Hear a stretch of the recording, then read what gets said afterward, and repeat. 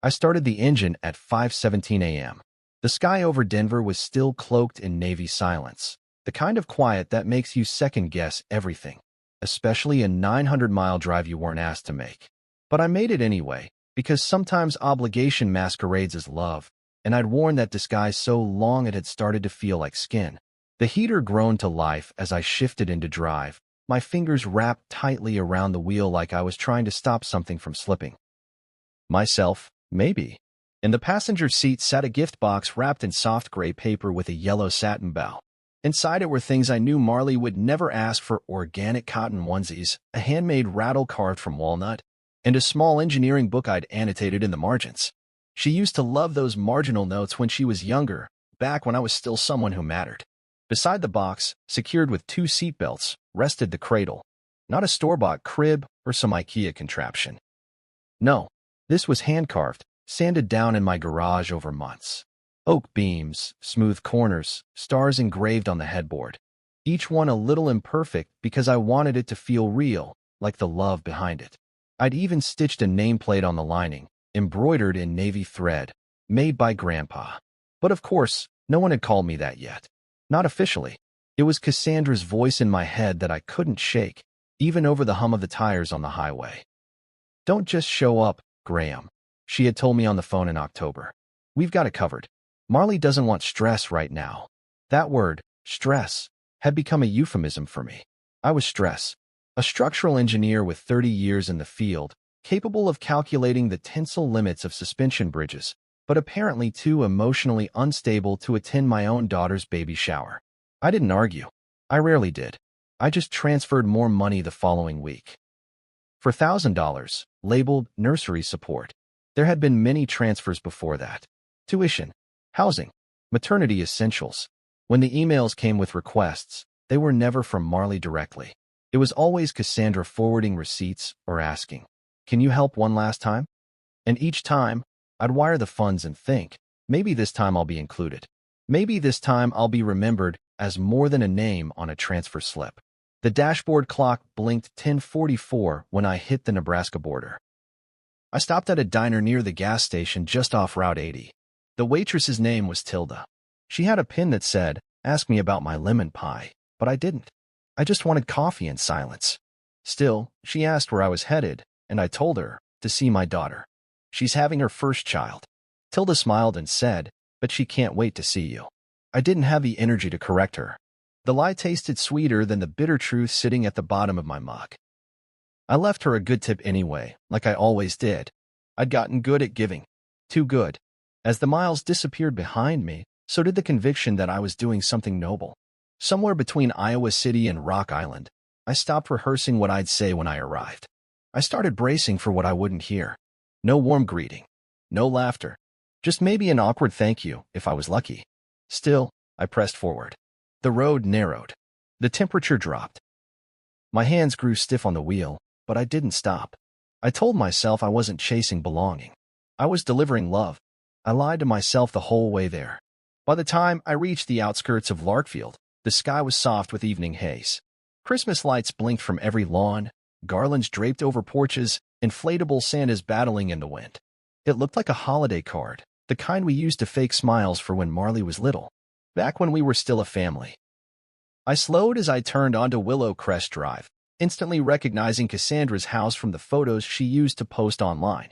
It had changed.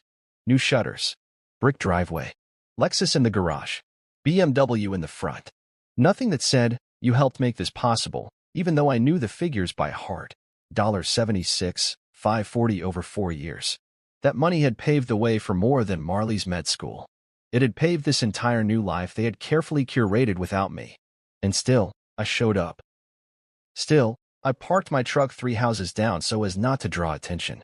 Still, I carried the cradle like it was a gift, not a symbol of desperation. As I walked toward the house, I imagined what it might be like to see Marley open the door. Maybe she'd cry. Maybe she'd hug me and whisper, "I didn't know how to ask you to come."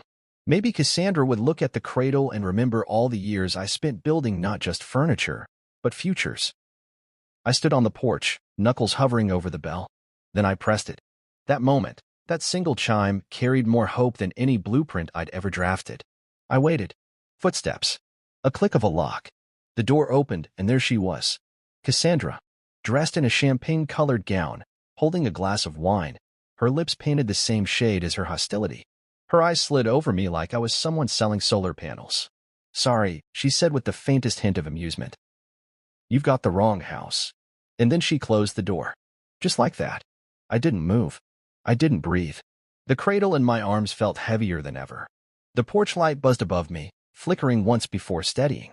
Inside, the muffled sounds of celebration leaked through the cracks. Laughter, music, silverware clinking on china. A baby shower in full swing. One that had no room for the man who paid for the diapers, the ultrasound bills, the overpriced bassinet she probably never used because she had newer, trendier ones. My fingers curled around the cradle's handles. Not out of anger. Out of instinct. I wanted to protect something. Anything. Even my own broken gesture. But there was no door to knock on again. No second chance being offered. Just the echo of a life I'd helped build, now sealed shut behind wood and brick and pretenses. And me. Still standing there, carrying love no one wanted to receive. I stood there longer than I should have. Long enough for the cold to settle into my coat seams, for the ache in my back to remind me I wasn't 30 anymore, and for the reality to sink in. That door wasn't opening again. I didn't expect fanfare, not a banner across the porch that said, "Thanks, Dad," or a grandchild's name carved in icing on a cake I'd never see. But I thought, no, I hoped there'd be a pause. A flicker of recognition. Something human. Cassandra's eyes didn't flinch when she shut the door in my face. Like I was a delivery man with the wrong address or some washed-up neighbor trying to sell nostalgia. Sorry, wrong house. For words. For dismissive, definitive syllables that slammed harder than any insult she'd ever thrown at me during our divorce. I didn't leave right away. I stepped back off the porch and stared at the window to the left of the door. A shadow moved behind the curtain. 2 figures, maybe 3. Laughter spilled out faintly through the walls, muted like it had passed through layers of insulation and selective memory. The cradle was still in my arms, my gloves clinging to its polished surface. I had spent over 70 hours shaping it. Each curve, each notch, sanded smooth between project deadlines and solo dinners in a quiet Denver apartment. I wasn't trying to buy love. I was trying to earn it back. Or at least remind Marley that I hadn't disappeared. I'd just been positioned where they needed me, silent, giving, and always a few hundred miles away. The porch light buzzed above me. I looked down at my boots, wet from snow, speckled with salt. The cradle's legs left 4 tiny impressions in the powdery white blanket beneath me as I finally set it down. For a second, it looked like it belonged there. A quiet symbol of care, untouched by the noise inside. I wanted to knock again. I wanted to shout, "She's still my daughter." I wanted someone to explain to me what crime I'd committed that earned me this kind of exile. But I didn't. I didn't beg when Cassandra filed for divorce 10 years ago, and I wouldn't start now. Dignity is all I've ever carried with consistency. I stepped back from the cradle and reached into my coat pocket, fingers brushing past the receipt from the motel I'd booked, the last gas station coffee lid, and the folded printout of Marley's Amazon baby registry that I had studied like a blueprint. I found my phone and opened it, not to call, just to see. I tapped the banking app and stared at the log. There it was, line after line, all time-stamped and labeled. Cassandra Ellison, wire transfer. Marley tuition, paid in full. Nursery renovation. $2,100. I scrolled and scrolled. It didn't look like generosity. It looked like rent for a place in their lives they'd never intended to let me visit. And still, I paid it faithfully. The front door opened again, not fully, just a crack, like maybe someone had reconsidered. For half a breath, I straightened my posture, hoping. But it wasn't Marley. It was a man. Mid-50s, crisp jawline, confident stance. He wore a tailored navy blazer and shoes that cost more than most people's weekly paycheck. He looked down at the cradle with a smirk, then up at me with amusement smeared across his face. "She didn't tell you," he said, voice smooth and casual, like he was chatting with a valet who parked his car crooked. I said nothing. "She said you might try something like this. Showing up." He chuckled and shook his head.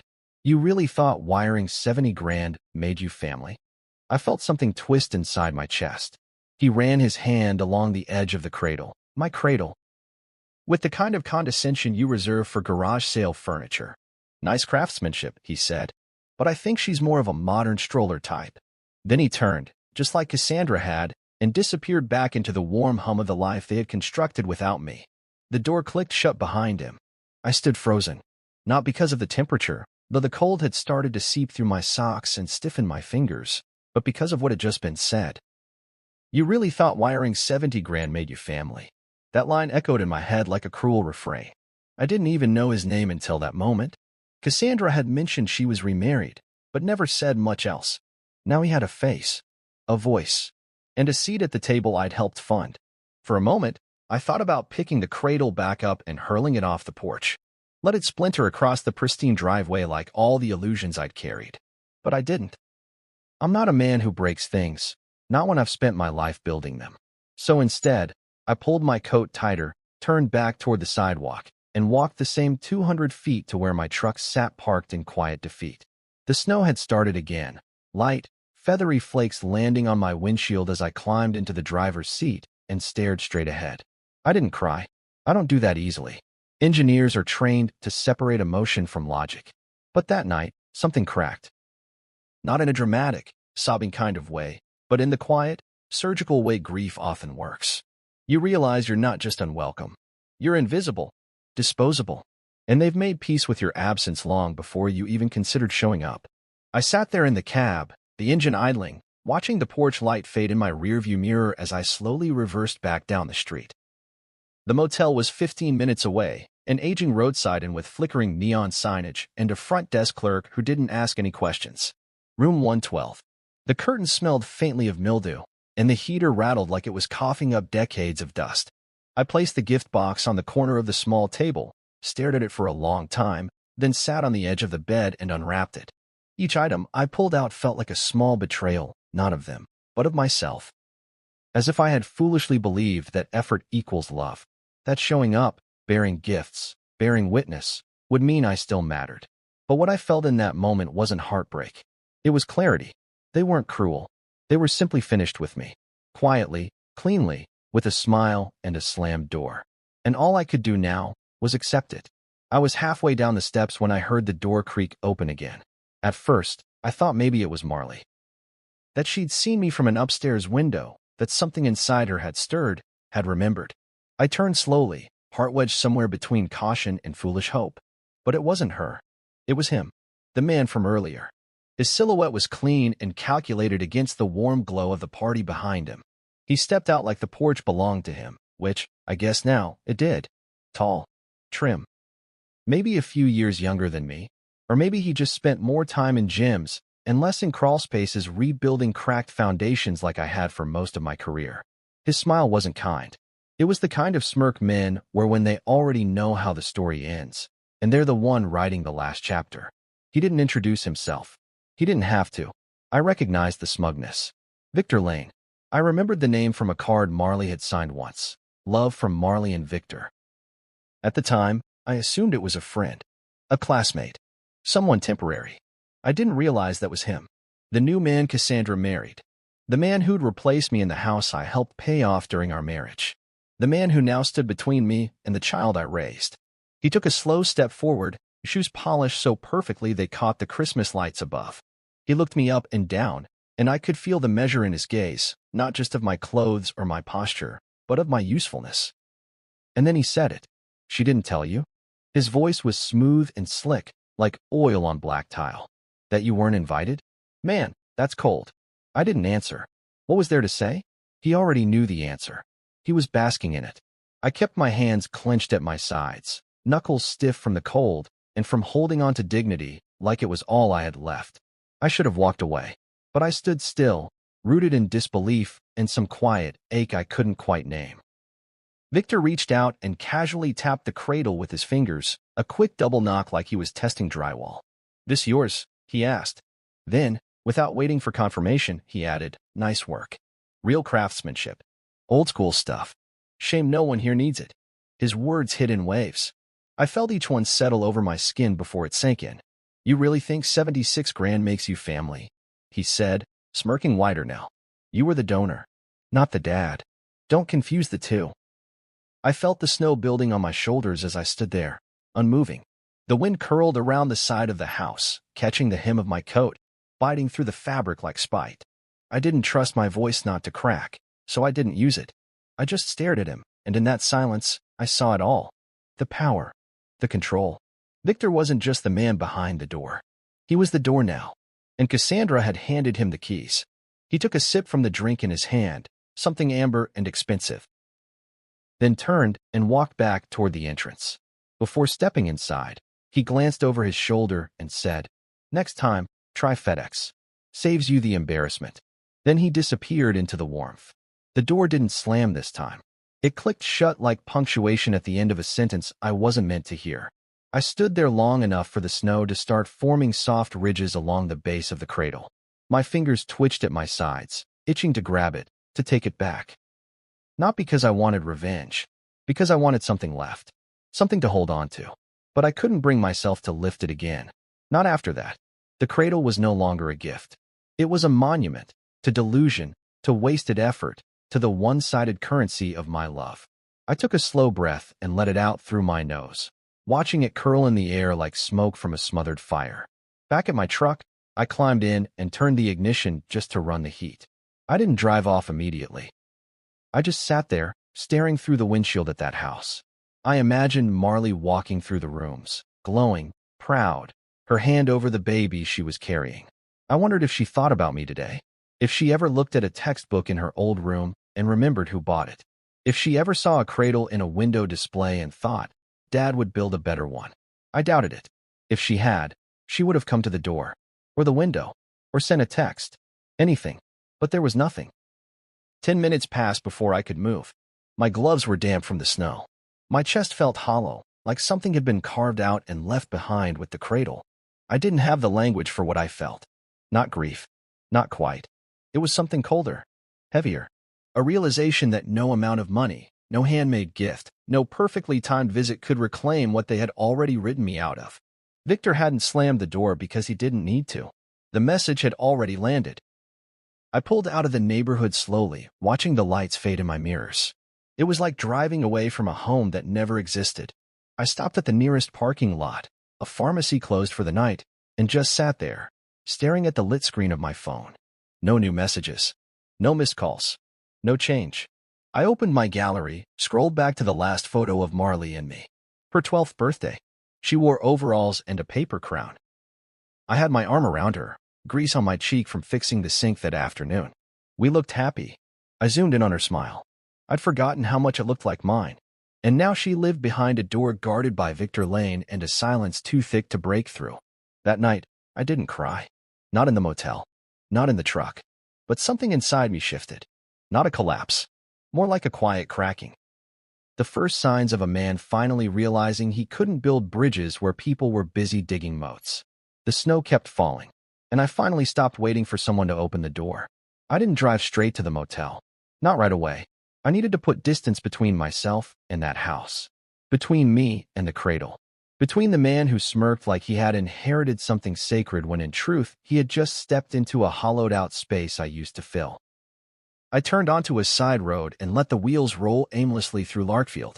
The town was dressed for Christmas, wreaths on every lamp post, garlands drooping between storefronts, plastic reindeer frozen mid-gallop on lawns.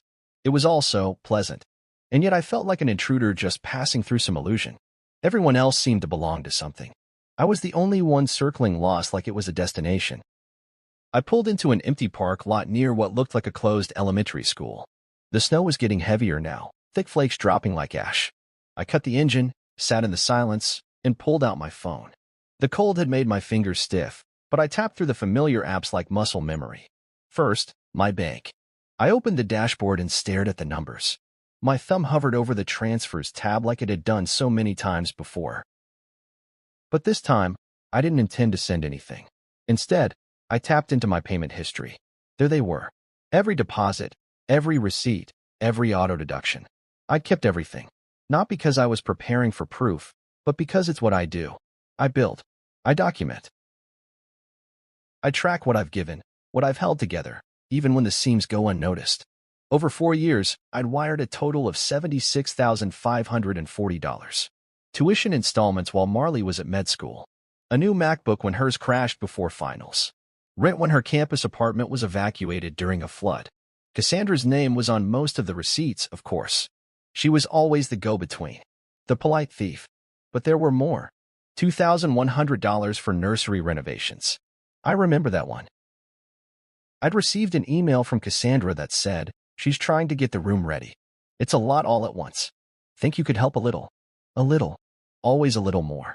$650 for a prenatal course. $320 for miscellaneous maternity expenses. That was the phrase she used. Vague, soft, wrapped in just enough ambiguity that questioning it would feel unkind. And I didn't question it. I wanted to believe I was helping. I needed to believe that love, even at a distance, had value. But now? Now the cradle was sitting on a porch like abandoned furniture. And I had nothing left but numbers and proof that I was the only one who thought any of it still meant something. I scrolled through the transfers again, then slowly began reversing them figuratively, not literally. I made the mental decision to stop. I tapped into each connected account, unlinked every joint payment option I'd kept, just in case. The emergency fund I'd silently maintained? I closed it. Cassandra's name was removed. The auto payments to her phone line? Canceled. The cloud storage I'd upgraded so Marley could keep all her ultrasound scans in high-res? Done. With every deactivation, I felt something loosen in my chest. It wasn't relief. It was release. Like I was finally climbing out of a contract I hadn't known I'd signed. One where my worth was measured in transactions, not presence. I wasn't just pulling financial plugs. I was reclaiming space I didn't realize I was allowed to take back. By the time I reached the motel, the snow had thickened to the point where my headlights felt like flashlights in a blizzard. The parking lot was crusted in slush. I backed into a corner spot and sat there for a moment longer, letting the heater run. My phone buzzed. Once. Then again. Then again. I didn't look at it right away. I knew what it would be. When I finally picked it up, I saw them all lined up, 61 missed calls. Most from Cassandra. 12 messages.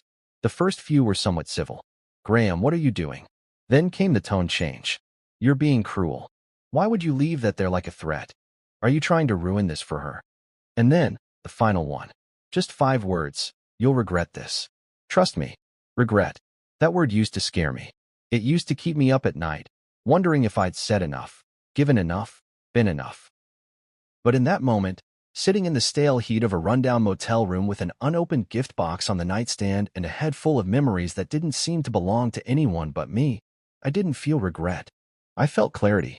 I had driven 900 miles with hope buckled into my passenger seat, and all I got in return was a door slammed in my face and a stranger's laughter in my ears. No. I wouldn't regret pulling the plug on people who only kept me around as long as I stayed quiet and paid up. I didn't respond. I powered the phone off, took off my coat, and sat on the edge of the bed, staring at my reflection in the dark screen of the TV. I looked tired, not just from the drive, from the years, from the effort, from loving people who didn't love me back, not in any way that felt real or safe or reciprocated. I used to think if I just gave enough, showed up enough, offered enough, they'd remember. They'd forgive. They'd include. But people don't keep you around because you're generous. They keep you around because you're useful. And tonight, for the first time in years, I wasn't. The cradle I built would probably be gone by morning. Someone might take it. Maybe it'd sit on the curb until the snow buried it completely. Maybe Victor would throw it out. Maybe Marley wouldn't even ask where it came from. But I knew what it meant. It meant I had finally put something down. Physically, emotionally, spiritually. And I wouldn't be lifting it again. That night, I slept without checking my phone again. Without calling anyone, without praying for anything to change. And when I closed my eyes, I wasn't carrying them anymore. The next morning, I drove back to Denver in silence. I didn't turn on music, didn't listen to a podcast. I let the road do all the talking, the hum of the tires and the low growl of the engine carrying me across frozen highways and snow-dusted towns. Somewhere past Des Moines, I stopped for gas and stared at my reflection in the station's restroom mirror. My face looked older than I remembered. More lines around my eyes, a hollowed-out kind of tired that doesn't come from lack of sleep, but from years of holding out hope like it was a lifeline. I splashed cold water on my face, dried it with a paper towel, and didn't say a word. Not even to myself. Not that day. Back home, I walked into the quiet of my townhouse and locked the door behind me like I was sealing something off. The place smelled like dust and old pine cleaner. I hadn't decorated for Christmas. I usually didn't. My holidays were often just background noise, marked by the absence of plans and the presence of polite text messages that said, "Hope you're doing well," from people who didn't really mean it. I kicked off my boots and hung my coat, then walked straight into my home office. That room was my archive, my memory bank, my ledger. Engineers are meticulous. We don't forget numbers. We don't misplace details. I sat down at my desk and opened the drawer that held my record books. Not just tax files or utility receipts, but everything. Every check stub I ever wrote to Cassandra. Every online transfer printout. Every tuition invoice marked paid by father. Marley's first year of college? $18,000 in room and board. Second year? Another $19,000. I covered gaps in her student loans, co-signed for her car, even paid for the parking ticket she never mentioned until collection notices came to my address. I wasn't a weekend dad. I was a financial institution with a heart. I flipped through folder after folder. There was one labeled Nursery Prep, with receipts from Pottery Barn, Amazon, and a boutique baby store in Chicago. I hadn't seen a single photo of the nursery. Not one. I'd asked once. Got a short response from Cassandra. "We're still finishing it up. I'll send you something soon." That was 6 months ago. Marley never sent a picture either. I didn't push. I'd learned over time that asking too many questions got me labeled controlling. So I let them volunteer what they wanted me to know, which turned out to be very little. But what broke me that day, more than the money, more than the records, was a note tucked inside one of the folders. A drawing. Marley's, from when she was 10. Crayon on printer paper. A little girl with brown curls holding hands with a tall man in a hard hat. "Me and Daddy at the bridge," it read. I had taken her to a job site that summer. Let her walk across the scaffolding. Let her wear my backup vest. She thought I was building the whole thing myself. I remember how her eyes lit up when she told her classmates, "My dad builds cities." I held the drawing for a long time, tracing the stick figure she labeled as me. That version of me was solid, present, admired. Now I was just a ghost who paid on time. That line wasn't one I imagined. Marley said it herself a few years back. It was during a video call while she was in med school. She was stressed, tired. I offered to send her a little extra for groceries, and she laughed and said, "Thanks, Dad. You're like a ghost who always pays on time." At the time, I thought it was a joke. I laughed too. I even smiled about it for a few days. But now, I see it wasn't a joke. It was a definition. I was dependable, invisible, and used to it. I looked around my home. Photos of Marley lined my shelves. Her in graduation robes, her with a stethoscope around her neck, her standing beside Cassandra at a wine bar in Chicago. I wasn't in any of them. I took most of them myself, or paid for the experiences they came from. It was all proof of a life I'd helped build but wasn't allowed to enter. I had funded everything from a distance, thinking that if I was useful enough, they'd make room for me again. But usefulness isn't love. It's a transaction, a service. And once you stop being needed, you become obsolete. I didn't cry. I didn't throw anything. I'm not that kind of man.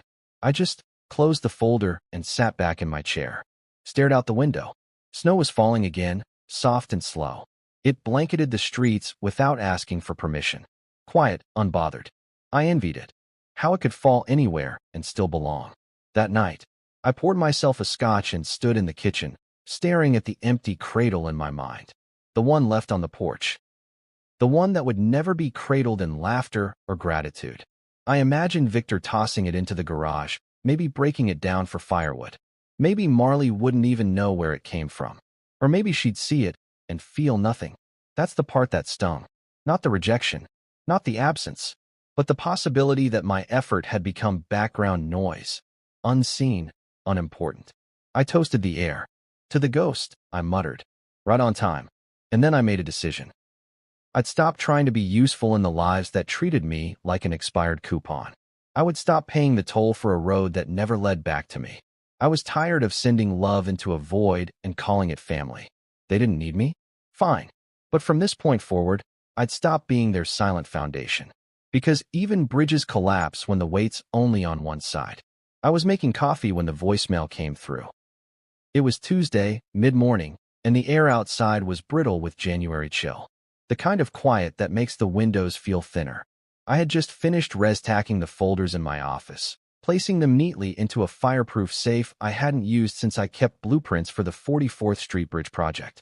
Now it held financial records, photos, and the last decade of proof that I'd been showing up, even when I wasn't seen. My phone buzzed from the counter. A voicemail. No caller ID, just unknown. I ignored it at first. Let it sit while the coffee dripped and the sun filtered through my blinds like thin regrets. It wasn't until the second mug that I opened it. I figured it was a scammer, or maybe someone from the office asking about permits I'd stopped overseeing. But when I pressed play, the breath caught in my throat. It was Cassandra's voice. The recording started mid-conversation, likely a pocket dial. Her tone was casual, amused, coated in that brand of confidence she wore when she thought no one was watching. Let him feel guilty, she said, laughing lightly. Maybe he'll double the amount. He always does eventually. I froze. Her voice was too clear, too close. The kind of clarity that doesn't just confirm suspicion, it tattoos it into your bones. Then another voice. Marley's. My daughter. He sent another book, she said, her words laced with exhaustion, as if I were a chore to be managed. This time, it's on baby brain development. With a note. I didn't even open it. Honestly, I'd rather he just Venmo'd. The silence in my kitchen was suddenly deafening. The hum of the refrigerator felt louder than it should have been. I pressed replay. Not because I didn't hear it the first time, but because some part of me needed to confirm it wasn't a bad dream. The second time through, I didn't feel rage. I didn't feel grief. I felt clarity. A clean slice of it. For years, I told myself the distance between us was circumstantial. That Cassandra had poisoned the well, sure, but that Marley was busy, distracted, that she'd come back around once life settled. Once the baby came. Once she remembered who I was to her. But this voicemail, this ugly little echo that wasn't meant for me, made one thing painfully clear. She hadn't forgotten me. She just didn't want me. I stared at the phone, my thumb hovering over the screen. I could have responded, called back, left my own voicemail. Something dramatic, something poetic. But what would that have done? They weren't on the other side of a misunderstanding. They were on the other side of a decision. And I was the only one who hadn't accepted it.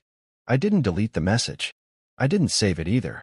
I let it sit there like a loose nail on a step I no longer intended to walk on. Later that day, I went into my garage. Not to build, just to think. The wood shavings were still scattered near the bench where I had shaped the cradle's legs. The tools were aligned, untouched. It was the one place in my life where everything stayed where I left it. Where effort turned into something you could actually hold. I ran my hand over the bench, the surface worn smooth from years of use. This was the language I spoke fluently: saws, joints, blueprints. I understood material. It was people who kept shifting underneath me. I picked up a block of maple and stared at it. For a moment, I considered carving again. Something small. A toy. A box. But my hands didn't move. I just stood there, holding it like a weight I hadn't realized I was tired of lifting. That night, I went through the bookshelf in the living room. One by one, I pulled out the books I had once earmarked for Marley's future child. Board books on engineering principles. Pop-up guides to bridges and buildings.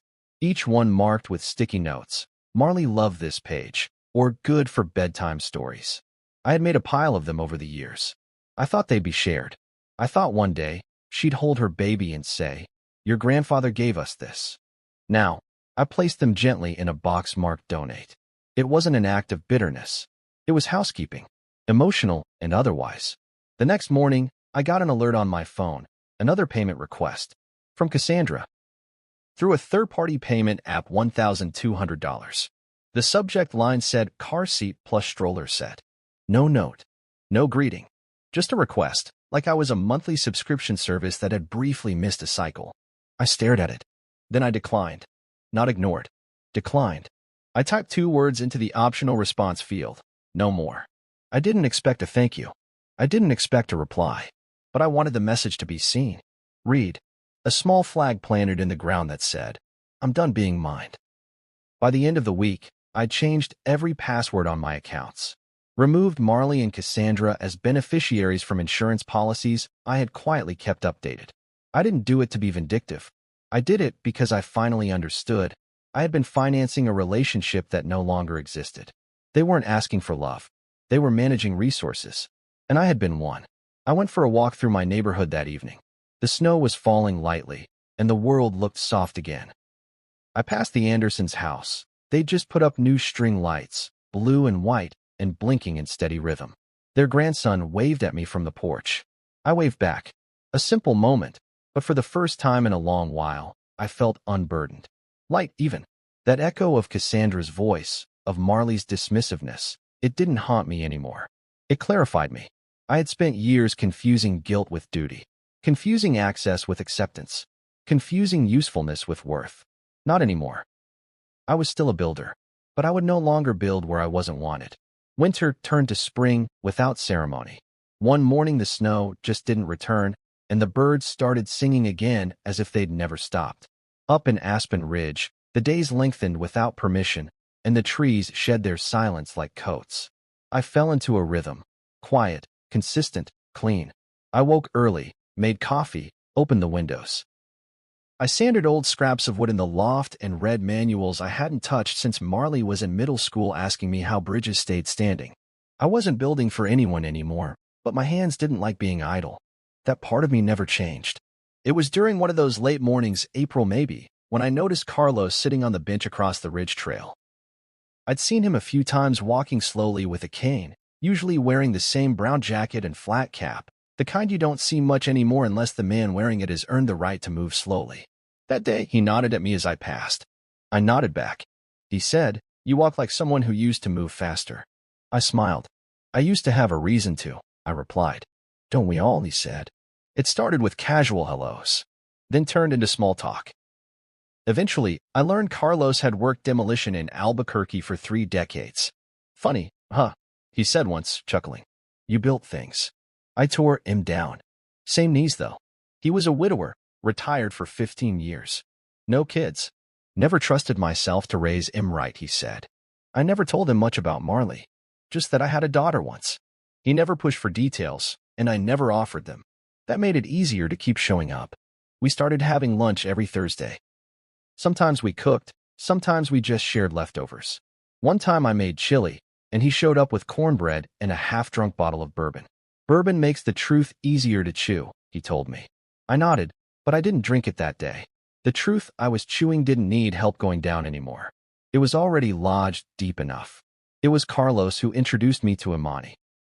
We were at the general store picking up nails and duct tape when she walked in carrying a stroller, a squirming toddler balanced on one hip, and a grocery list in her mouth. "You need a third arm," Carlos said, laughing.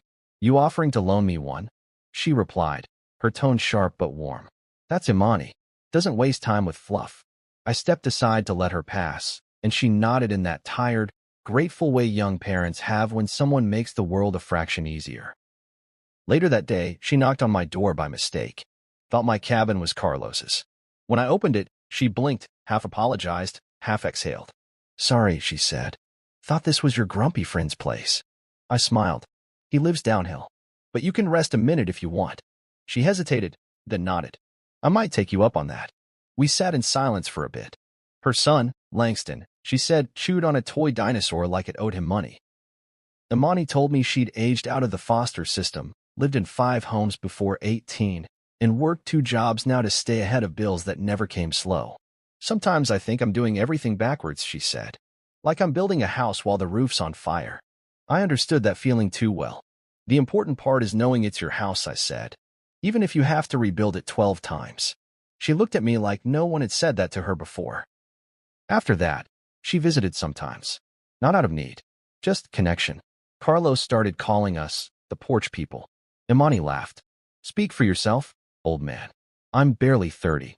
Still, she brought coffee when she could, and Langston liked climbing the steps to my cabin like it was Everest. He always reached the top and shouted, 'I did it!' And I'd nod solemnly like it was the greatest feat I'd ever witnessed." One afternoon, while Imani was telling a story about a customer who tried to pay for a latte with a scratch-off ticket, I realized my hands were fidgeting with something. A piece of soft pine. I had started carving again, absent-mindedly. Just small, slow passes with a blade. I didn't even know what I was shaping until 2 days later when it started to take form. A cradle. But not the cradle. This one was smaller, rounder, a bit simpler. I didn't draft plans. I just let my hands decide. It took 3 weeks. I worked on it during quiet moments, After coffee, before bed, when the house was filled with the kind of silence that doesn't ache anymore. I finished sanding the last edge on a Tuesday morning. That afternoon, I called Amani. "Can you stop by?" I asked. She sounded distracted. "Sure, everything okay? Just something I'd like you to see." She came later that evening with Langston bouncing on her hip and her hair tucked into a loose scarf. When she stepped into the cabin and saw the cradle, she froze. Her eyes flicked between me and the wood, and then back again. "Is that for me?" she asked quietly. "No," I said. "It's for your child." She covered her mouth with her hand. "Graham, I don't know what to say." "Say thank you," I said. "Or don't. I just wanted him to have something that came from care, not cost." She didn't cry right away.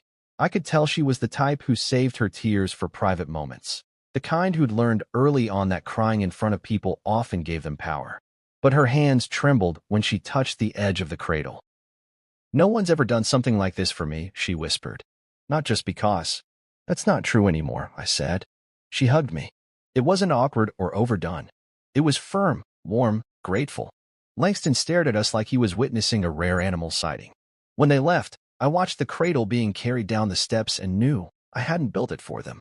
I'd built it for myself, to prove I still could. Weeks passed, and something strange happened. I found myself smiling more, laughing even.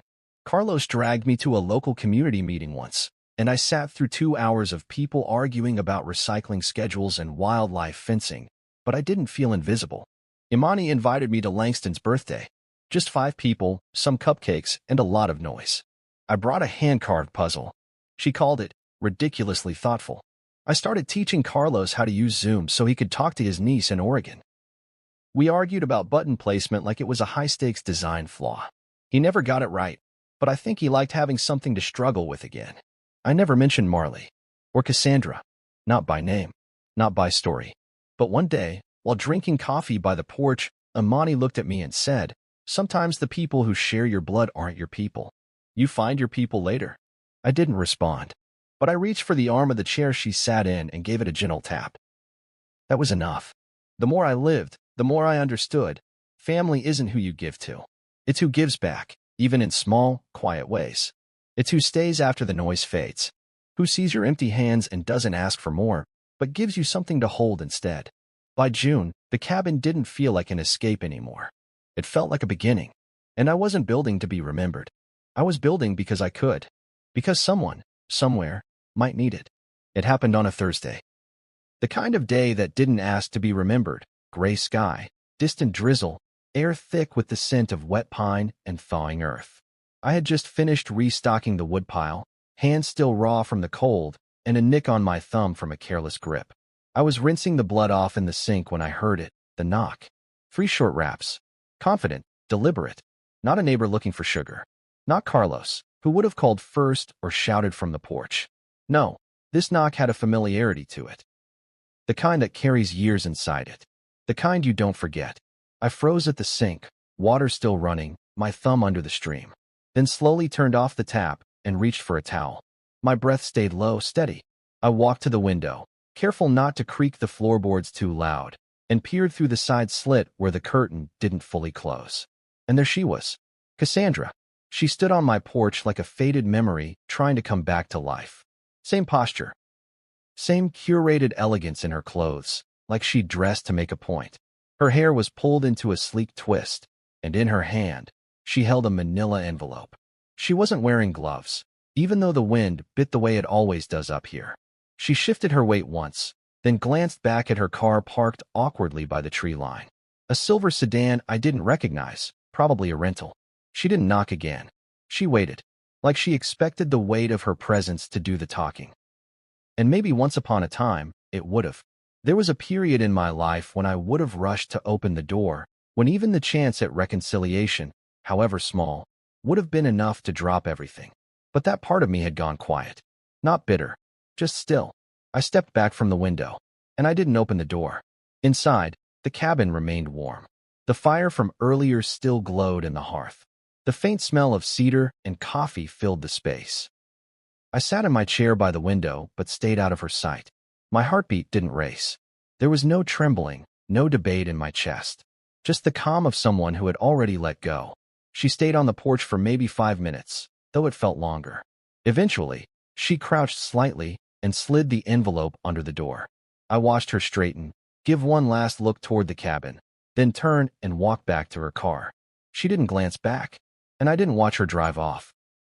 When the sound of her engine disappeared into the trees, I waited, not out of fear, but because the silence afterward was a gift, and I wanted to respect it. When I finally bent down and picked up the envelope, I could already feel what it would contain. I opened it slowly. No dramatics, just the quiet peeling of paper, like turning the last page of a story you already know the ending to. Inside was a note. Handwritten. Neat. Controlled. Marley wants to talk. That was it. No hello. No explanation. No apology. Just a message relayed through the woman who'd orchestrated my absence in the first place. I stared at it for a long while, as if more words would appear if I just waited. But they didn't. Cassandra had always been skilled at brevity when it served her. She knew how to say the most with the least when control was the goal. I didn't crumple it. Didn't burn it. I just laid it on the table and picked up my phone. I could have ignored it. Could have waited. But silence, I learned, could be both a weapon and a boundary. This time, I wanted it to be the latter. I typed one sentence and hit send. Tell her I'm still alive, but not available. That was all. Because I wasn't trying to wound. I wasn't seeking vengeance or silence soaked in spite. I was protecting something I had only recently begun to understand. Peace. The next day, Imani dropped by with Langston. She brought blueberry muffins she'd made from scratch, her hair pulled back in a loose braid and her eyes bright from sleep, a rare thing for a single mom. I didn't mention the knock. I didn't have to. Some things don't need to be spoken aloud to be understood. She watched me carefully that morning, like she was measuring something in me. Eventually, as Langston napped on the floor next to the fire, she said, "You good?" I nodded. "Better than I've been." "You sure?" I looked at her then. Really looked. And I said, "I think I used to believe that love meant staying available. Always. No matter what. Even when it hurt." She waited. Didn't interrupt. Just listened the way good people do. "But now," I continued, "I think love, real love, knows when to let go. When to step back. When the door needs to stay closed." She smiled softly. "That's not walking away, Graham. That's walking toward yourself." That night, I lay in bed and stared at the wooden ceiling beams. The same ones I'd inspected when I first bought the cabin. I counted the knots, the grooves. My father used to tell me every scar in wood was a story, a life mark. I think people are the same, and I had finally stopped sanding mine down to make them palatable for others. I thought about Marley, not the version Cassandra tried to control, or the woman who once called me a ghost that pays on time. I thought about the little girl in overalls who once asked me if buildings missed the people who built them. No, I told her then. But the people sometimes miss the buildings. Now I think she was right to ask it that way. Because there's a part of me that will always wonder what version of us we could have salvaged if money hadn't become the language of love. If manipulation hadn't become the currency of our bond. If Cassandra hadn't become the editor of every letter Marley never got to write. But that part of me, it's no longer in charge. I've given what I could. Time, money, forgiveness, hope. I've left gifts on porches and voicemails and inboxes. I've carved cradles with trembling hands and walked through memories like mines. And now? Now I listen to the knock and make a choice. And this time, I chose me. It was Christmas Eve again. A full year had passed since I made that drive to Larkfield, Illinois, the cradle seat belted beside me like it was a child. A full year since the door slammed in my face, since Victor Lane's smirk sliced through the cold like a blade, and Cassandra's voice told me I had the wrong house. And it was 1 year since I decided I'd never beg again to belong somewhere that needed my silence more than my presence. I thought, maybe, the day would sneak by quietly this time, like snow in the night. But grief has a long memory, and so does peace. I woke before dawn. The cabin was still, warm from the fire I'd let smolder overnight. Outside, the trees stood like sentinels, their limbs dusted with white. I sat in the rocker by the window, coffee in hand, and watched the dark melt into light. In the corner of the room stood the second cradle, the one I made for Imani's son. She brought it back last week. Langston had outgrown it, his legs now dangling off the end like he was trying to escape babyhood with purpose. But she didn't return it out of need. She returned it because, in her words, this deserves to be seen. It sat beneath the window like it belonged there, the soft gray wool lining still intact, the wood polished with care. Not a single dent or scratch. Just quiet reverence. She wants to keep it, Imani had said. Pass it down. Not just because you made it, but because of what it meant when you did. I didn't say much at the time, just nodded. But something in me shifted then. Not pride, not nostalgia. Something simpler. A sense of being seen for what I gave, not just what I could give. Later that morning, I made cinnamon rolls from scratch. Carlos was coming over. Imani too, with Langston and a little bag of mismatched gifts wrapped in newspaper comics. Our version of Christmas didn't include a tree stacked with presents or forced smiles. It was soup on the stove, jazz on the radio, stories passed around like heirlooms. I didn't decorate the cabin in anything except intention. Around noon, we sat at the table, and Carlos launched into one of his demolition tales, something about a failed casino implosion in Vegas and a wall that refused to fall. Like my third ex-wife, he added, grinning. Imani rolled her eyes and tossed a dinner roll at him. Langston clapped like it was a magic trick. I laughed, really laughed, and realized I hadn't done that on Christmas Eve in years. After the meal, I stepped out onto the porch while they cleaned up. The cold air hit my face like memory, sharp and honest. I pulled my coat tighter and stared out across the ridge, the valley stretching below like an untouched canvas. That's when I felt it, the absence. Not the painful kind. The clear kind. The kind that arrives after you've finally swept out the clutter that people left behind. Marley wasn't here. Cassandra wasn't here. Their ghosts no longer haunted the corners of my life. I still loved my daughter. I probably always would. But I no longer clung to the version of her I once knew. I no longer mourned who I thought she might become. The cost of clarity isn't light. It's heavy, like walking away from a house you helped build brick by brick, knowing someone else moved in and changed the locks. But the payoff is this: peace. Real, unbothered, untraded peace. The kind that doesn't require you to shrink yourself just to keep your seat at a table. Back inside, Carlos was falling asleep in the chair near the fire, arms crossed, hat tipped over his eyes.